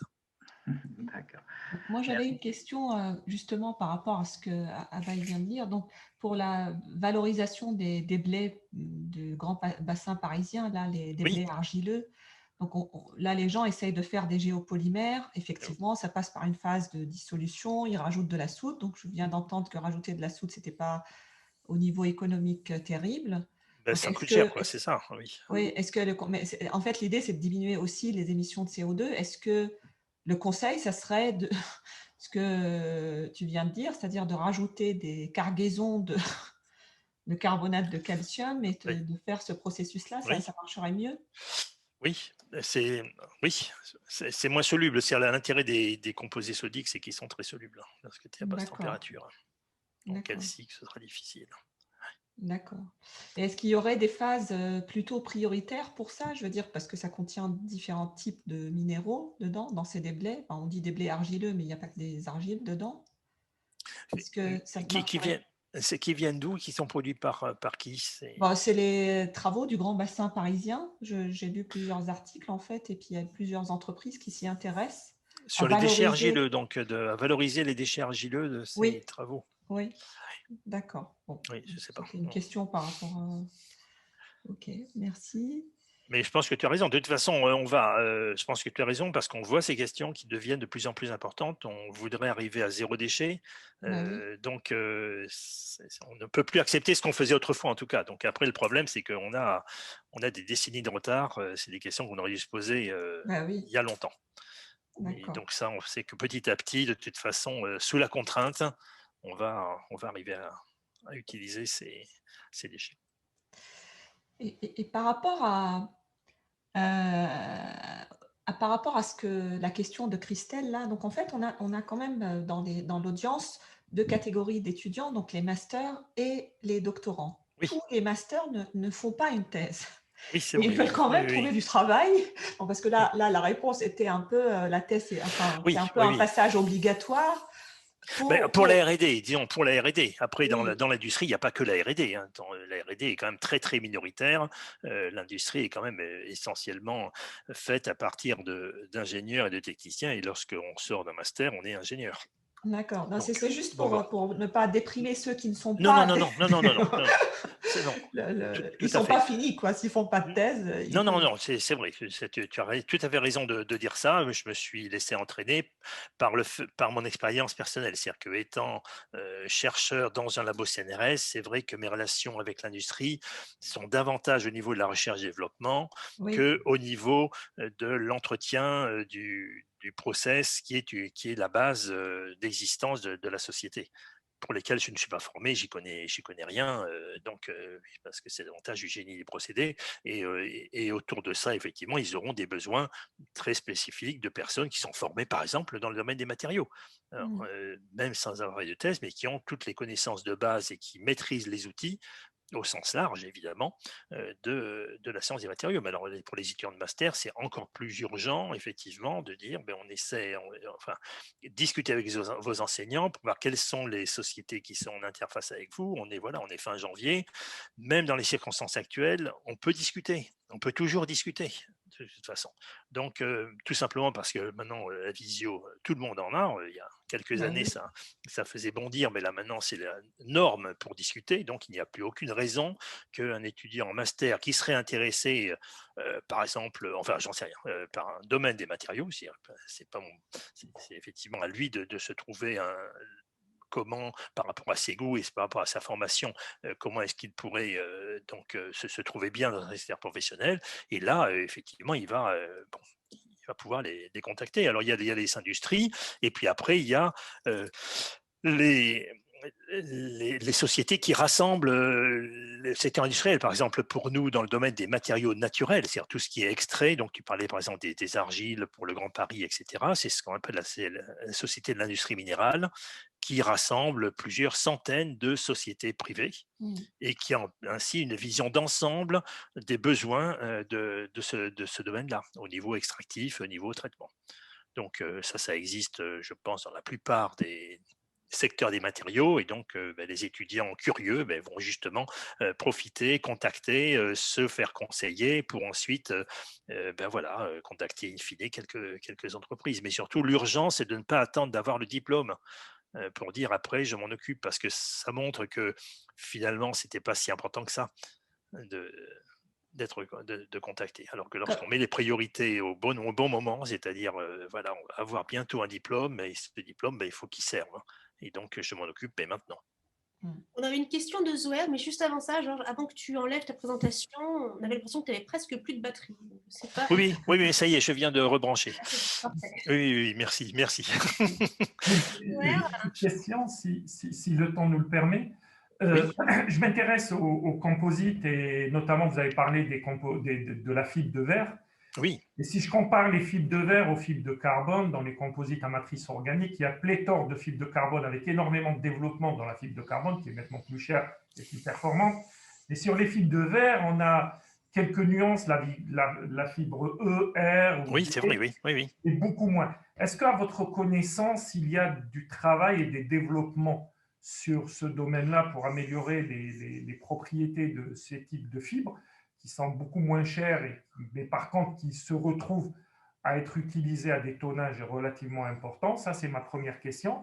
Et ma deuxième question, c'est comment fait-on pour recycler des composites à renfort fibre de verre, et est-ce qu'il y a des démarches pour pouvoir extraire la fibre de verre et la Sans la casser, oui, réutiliser et du polymère, ce qui est loin d'être gagné. Mais est-ce que vous avez oui. des... Alors, moi, non, non, j'ai pas d'expérience personnelle. Ce que j'ai vu, c'est que, enfin, ce que je sais, c'est qu'effectivement, les fibres de verre, on va en avoir de deux types. On va avoir les fibres, pour la partie inorganique, en tout cas, hein, pour la partie silicatée, on va avoir les fibres d'isolation, qui sont ces grands rouleaux que vous connaissez tous et qui sont utilisés pour l'isolation thermique des bâtiments. Et puis, on va avoir la fibre textile, pour laquelle, alors ce que l'on demande, c'est que ce soit une fibre qui ait une intégrité tout le long. C'est-à-dire c'est un fil qui ne peut pas être, enfin qui ne doit pas être cassé. Donc effectivement, la récupération sera difficile, puisque il y a de très fortes chances qu'on casse ces fibres lorsqu'on va vouloir retraiter le matériau composite. Et donc ces ce que je sais, c'est qu'effectivement, on continue encore à avoir d'énormes soucis de casse sur les fibres de verre et toute compréhension sur les propriétés mécaniques de ces fibres. Donc, continue d'être bienvenue. Alors, pourquoi est-ce qu'on continue à pas très bien maîtriser ça? C'est tout simplement parce qu'on fibre à haute température, ces fibres de verre, et évidemment, quelques secondes après, elles sont à température ambiante. Donc, on leur fait subir des modifications atroces de géométrie, avec en plus le choc thermique par-dessus. Donc, pratiquement jamais ça casse, mais ça casse et c'est assez catastrophique. Il faut remonter la ligne de fabrication. Enfin bon, ça entraîne quand même beaucoup de pénalisations. Mais non, je ne suis pas très au courant de ce domaine, effectivement. Mais c'est des sociétés, enfin des groupes comme Saint-Gobain sont extrêmement investis là-dedans. Et donc, notamment, alors pour les fibres, ce qui est intéressant comme question, c'est pour le recyclage, c'est sur les fibres d'isolation thermique, parce que là, ce sont donc des matelas qu'il faudrait pouvoir récupérer, retraiter et récupérer pour les réutiliser pour l'isolation. Donc, bon, ça, c'est peut-être jouable. Georges, toujours pour les étudiants de master qui veulent s'orienter là pour les thèses. Oui. Donc, moi, j'interviens dans un enseignement où ils posent beaucoup de questions sur la suite. D'accord, oui. Et en fait, ils n'osent pas parler. J'en ai vu quelques-uns là, les noms. Pas bien ça. S'ils veulent faire, ils veulent s'orienter dans le domaine recherche et développement industriel, ils ont peur. Est-ce qu'on doit s'orienter absolument vers une thèse dans le domaine appliqué? Est-ce que si on fait une thèse, si on postule pour des thèses dans la recherche fondamentale, c'est pénalisant pour après? Ah non, pas du tout. Non. Moi, je me souviens d'un étudiant qui a fait une thèse tout à fait fondamentale, qui avait fait ce qu'on appelle les DEA, c'était à l'époque, donc le Master 2 qui s'appelait Sciences du sol, diplôme national, donc qui était le diplôme français Sciences du sol, et qui a ensuite continué dans l'industrie verrière, où il est directeur général d'une filiale d'un très grand groupe verrier, et qui n'a absolument aucun rapport avec le sol. Il construit des usines de fabrication de verre, ça n'a plus aucun rapport. Simplement, quand on est excellent et quand on voit qu'on est excellent, eh bien, on est sans problème. Enfin, on n'a pas de souci. Donc, c'est pas. Non, il faut pas être. C'est pas forcé de dire il me faut absolument un sujet appliqué pour qu'on voit que je suis appliqué. Le sujet appliqué peut aussi fermer. On a vu par un petit côté de la lorgnette. Donc, être bien formé en thèse, c'est montrer de façon générale, il faut de très bons CV. Il faut de bons CV. Donc, ça, c'est un conseil pour les étudiants en master et les étudiants en licence. Faites attention à vos CV. C'est pas du tout un hasard. On va regarder votre CV. On va vouloir comprendre que vous êtes motivé, que vous êtes bon, que vous êtes autonome. Donc, c'est toutes ces qualités-là qui vont être sondées. Et après, effectivement, il faut quand même que le sujet de thèse ne soit pas totalement déconnecté du projet professionnel. Oui, parce qu'après, on ne comprend pas très bien. C'est-à-dire, quel est votre intérêt de venir chez moi en dehors du fait que vous n'avez pas pu rentrer au CNRS ou à la fac? Donc, il faut surtout tout le temps essayer de pouvoir éviter ce type de questions. Mais ceci dit, je dirais peu importe, et d'autant plus peu importe qu'après on voit comment, parce que là aussi, vu l'ancienneté que j'ai dans le domaine, je vois ce que sont devenus tous les étudiants qui sont entrés dans l'industrie. Disons qu'ils ont ensuite eu, au sein des mêmes groupes industriels souvent, des activités qui sont extrêmement variées. Parce que là, on parlait à l'instant, justement tout à l'heure, de carbone dans des mélanges polymères, fibres de carbone. C'est peut-être une évolution classique dans un groupe industriel de quelqu'un qui a commencé sur des vitrages silicatés. Tout simplement parce que en général, en R&D, on aime bien que les gens ne s'enferment pas dans leur domaine parce que c'est pas comme ça qu'on trouve de nouvelles solutions. Donc, ils aiment bien brasser les cultures. Donc, la thèse c'est pas forcément, il n'y a aucune obligation à ce qu'elle soit en liaison avec le secteur professionnel. Mais il faut qu'on sente qu'on a quand même un intérêt pour le domaine en question.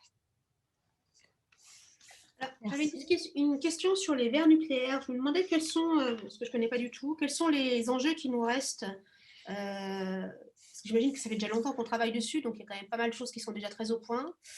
Est-ce que c'est plus des enjeux de trouver des choses qui ne soient pas altérables ou de fixer des isotopes qui ne soient pas l'uranium, mais les autres, ceux qui viennent après? Je ne me rends pas bien compte. Oui, alors, oui, bah, l'uranium, alors, a priori, bon, les débats sont très différents selon les pays. Donc en France, on a fait, depuis la loi Bataille, on a fait le choix de retraiter les combustibles usés. Tous les pays n'ont pas fait ce choix. Donc, lorsqu'on retraite le combustible usé, on récupère l'uranium, 235 notamment, qui n'a pas été brûlé. C'est quand même la très grande majorité de l'uranium. On n'en brûle qu'une toute petite partie. Donc, ce qui va effectivement partir donc, dans les verres nucléaires, il n'y aura pratiquement plus d'uranium. Il y en a un tout petit peu, il y en a un peu, parce que ce n'est pas à 100%, mais il y aura après les transuraniens. C'est surtout ceux-là qui sont un souci. Et alors, vers quoi on va? On va vers le fait qu'il serait souhaité d'avoir des verres plus concentrés en éléments radioactifs, donc qui seront plus chauds. Donc ça risque d'être un problème, notamment sur la gestion à moyen terme, parce que ça fait une source de chaleur qui peut amener des convections de fluides dans les sédiments dans lesquels on le met, tout simplement parce que la discussion, c'est pour la même quantité de déchets, est-ce qu'il vaudrait mieux avoir quelques verres bien concentrés, mais bien espacés, ou des verres à concentration normale, relativement rapprochés? C'est voilà, c'est typiquement dans le style de débat. Et après, les nouveaux combustibles comme les MOX, qui vont effectivement amener des productions différentes de produits de fission.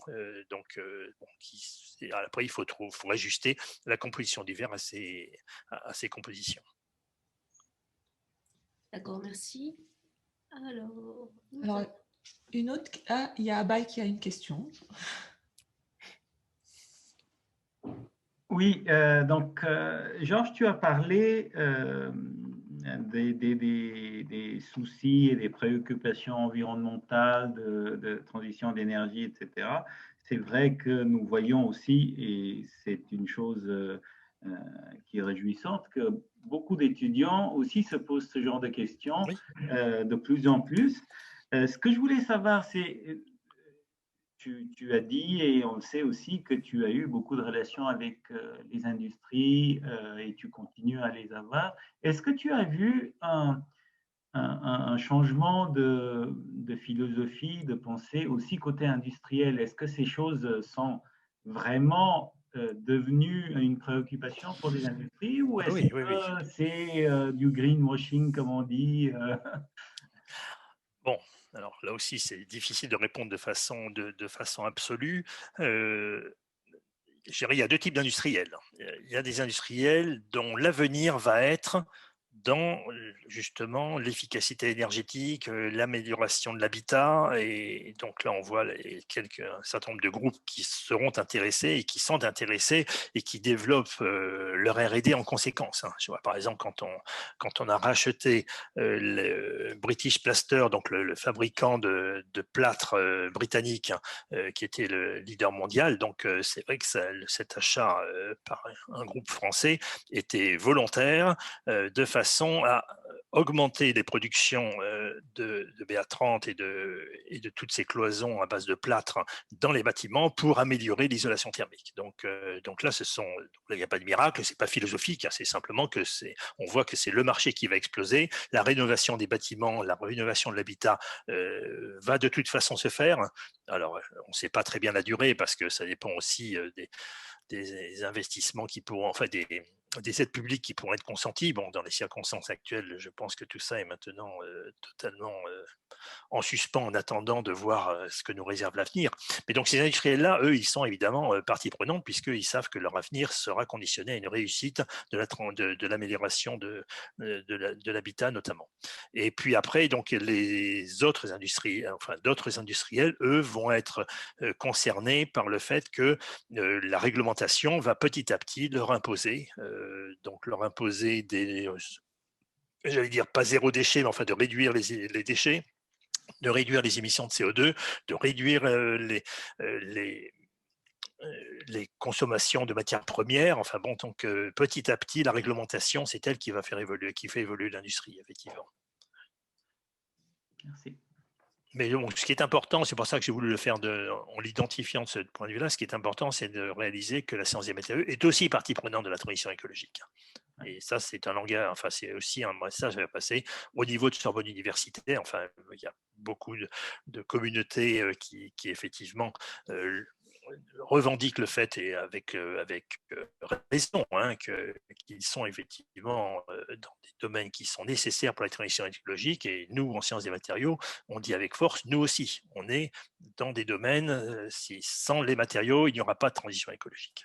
Que ce soit Absolument, pour et ça présente des trouver les opportunités ressources pour les batteries, voilà, des oui, nouvelles opportunités de recherche et d'innovation. oui, oui, oui. Moi, j'aurais une question un peu plus politique. Il se trouve qu'il y a eu quelques séismes en France, et si on en croit les collègues géologues, ils ont beaucoup de mal maintenant à communiquer avec les préfets, parce qu'ils nous disent que les préfets, ils sont plus du tout formés scientifiquement. Oui. Il n'y a plus aucun ingénieur, ils viennent tous de Sciences Po. Donc, qu'est-ce qu'on pourrait faire? Est-ce que tu as le même sentiment, et comment on peut résoudre notre petite pierre à l'échafaudage? Oui, je sais pas. Enfin, je ne connais pas beaucoup la préfectorale, mais bon, pour moi, il me semble qu'effectivement, ils n'ont jamais été très, très scientifiques. Le problème, ce qui se passe, c'est qu'effectivement, à partir du moment où il y a eu ces incidents donc dans la région strasbourgeoise, ben maintenant, on voit que c'est la protection. Là, on ne veut plus de problème. Donc, ça va être une réponse, effectivement, administrativo-politique.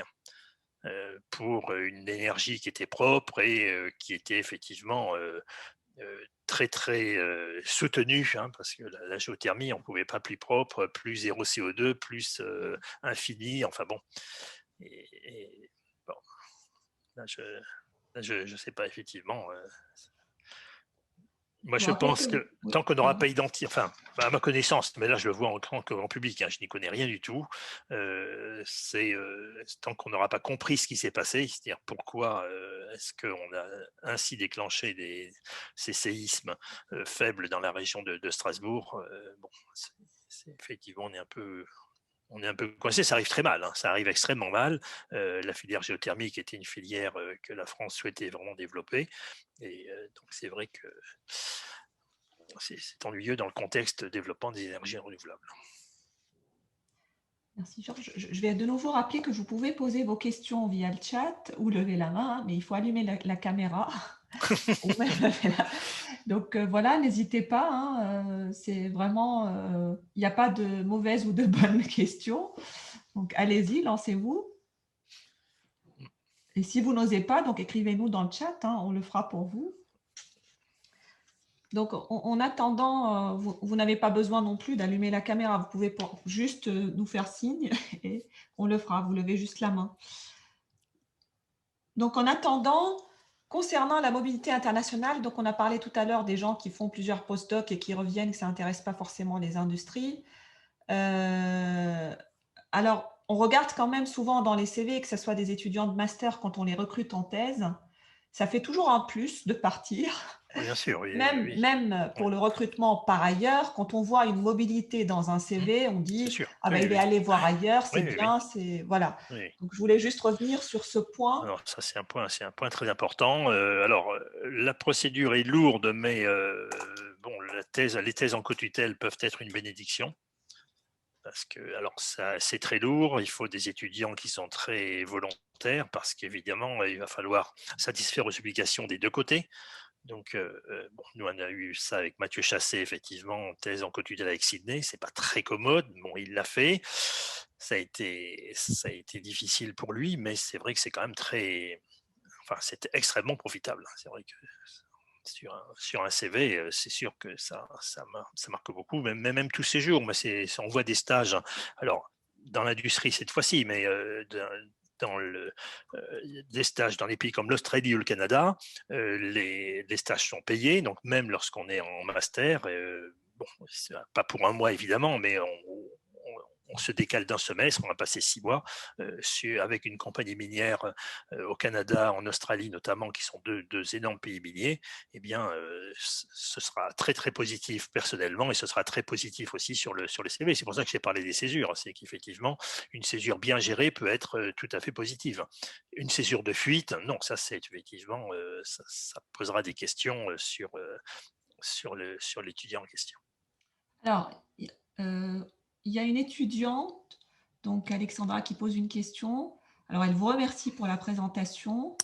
Elle a une question par rapport au domaine des sciences du patrimoine. Si après une thèse, on ne trouve pas de poste dans ce domaine-là, ou qu'on souhaite voir autre chose, pensez-vous que les compétences et la manière de travailler peuvent être valorisables en entreprise? Mais bon, alors, ça dépend dans quel domaine. Enfin, il y a pas de, oui, il y a pas de raison. Mais typiquement, les sciences du patrimoine, il faut, je dirais, relativement tôt par rapport à la fin de la thèse, typiquement, l'idéal, ce serait la seconde année, commencer à discuter, juste à discuter comme ça, hein. Mais c'est vrai qu'il y a des domaines du sens du patrimoine qui vont avoir des équivalents, donc notamment dans l'industrie, tout ce qui se fait, par exemple, autour de Saclay, dans l'altération des fers anciens, les processus d'oxydation des métaux. On est sur des domaines qui sont des domaines très chauds au niveau industriel aussi. Donc, si on a effectivement pu développer une approche originale et qu'on a des idées intéressantes sur la stabilité des métaux, sur la stabilité des matériaux, même de façon générale, c'est vrai que ça peut être très positif. Le patrimoine n'est pas forcément ce qu'il faudra, ce qu'il faut montrer. C'est pour ça qu'il ne faut pas attendre la fin de la thèse pour ça. C'est typiquement un domaine où il ne faut pas dire ben, je vais commencer d'abord par un ou deux postdocs et ensuite on verra. On ne verra rien du tout. Donc là, ce qu'il faut, c'est effectivement anticiper en disant voilà, j'ai eu donc une expérience de thèse très enrichissante, ce qui m'a permis de comprendre, par exemple, les processus de dissolution de telle céramique ou la stabilité d'un pigment ou la stabilité d'un métal. Bon, c'est plus là-dessus qu'effectivement on pourra discuter avec un secteur professionnel et en quoi la science du patrimoine m'a permis de développer par exemple des méthodes d'analyse non destructive, des méthodes résolues spatialement, des méthodes résolues temporellement parce que ça évolue tellement vite. Enfin, bon, c'est très très spécifique à chaque science du patrimoine, mais il faut montrer que, encore une fois, que ce n'est pas par défaut qu'on va dans l'industrie parce qu'on a vraiment voulu faire autre chose. Bon, mais tant pis, voilà, maintenant je viens chez vous parce que ce que je voulais faire, ça ne marche pas. Donc ça, c'est en général très mal ressenti. Mais donc sinon, il n'y a rien que. C'est un excellent. Enfin, pour moi, sciences du patrimoine, ça va souvent donner d'excellents sujets de thèse. Je peux peut-être rajouter que nous, on est un laboratoire de patrimoine, donc les gens qu'on forme, ils sont recrutés soit en chimie analytique, soit dans les matériaux, dans les boîtes, enfin, souvent beaucoup cosmétiques, mais aussi d'autres. Par exemple, oui. Donc, on développe des compétences en matériaux, on développe des compétences en chimie analytique qui peuvent servir pas que dans le domaine du patrimoine. Il ne faut pas avoir peur de ça. Non, il ne faut pas le présenter et il ne faut pas le présenter que pour ça. Ça dépend chez qui vous postulez ou chez qui vous voulez aller, vous l'orientez différemment. Exactement. Oui. Y a-t-il d'autres questions?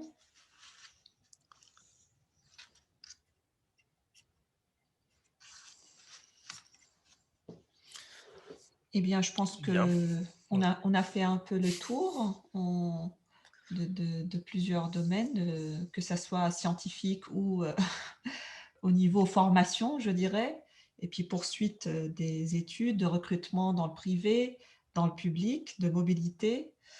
On va remercier chaleureusement Georges pour vraiment cette ouverture sur la science des matériaux et l'après. Voilà, on reçoit des merci dans le chat. Oui, mais merci de votre invitation. C'est vrai que j'ai été extrêmement content de participer au démarrage de l'Institut des matériaux. Que ça correspond vraiment à ce que l'on vit, comme ce que tu vis toi aussi, Maggie. Bon, je ne dis pas ça à Christelle, puisqu'on est dans le même labo à Baye, mais c'est ce qu'on vit dans notre labo. C'est vrai que c'est intéressant de le voir vivre au niveau de l'université. Et puis moi, le souhait sur les relations avec l'industrie, c'est qu'on ne voit plus jamais ces stupides pancartes qu'on voyait notamment à Boussicaut quand on a été localisé là-bas. C'est l'université n'est pas à vendre. Enfin, il y a des réactions ridicules de certains collègues qui n'y connaissent rien. Là, je suis un peu énervé parce que c'est vrai que ça a amené du coup des réactions dans l'autre côté. Après, on peut pas non plus, à partir du moment où les gens se sentent un peu injuriés, ça veut dire que les étudiants ils seront aussi un peu marqués. Donc, il faut éviter ce type de remarques totalement stupides qui ne font que du tort, notamment en premier à nos étudiants, parce que ça a une mauvaise image une image de marque. On dit donc si les enseignants sont a priori contre tout ce qui n'est pas purement académique, on ne voit pas très bien ce qu'on va faire avec eux. Voilà. Donc ça, c'était un état d'âme final, parce que oui, je pense que le message final, c'est qu'on peut travailler dans la science des matériaux, dans différents domaines. Oui. On peut être chimiste, physicien, géologue, et bien d'autres, et en fait trouver du travail, que ce soit dans le milieu académique, dans le milieu privé. Donc n'hésitez pas, et vous pouvez même nous envoyer des questions après la conférence, on vous répondra. Encore merci. N'oubliez pas nos rendez-vous, donc le deuxième séminaire aura lieu le 5 février. Et puis merci à tous pour votre participation.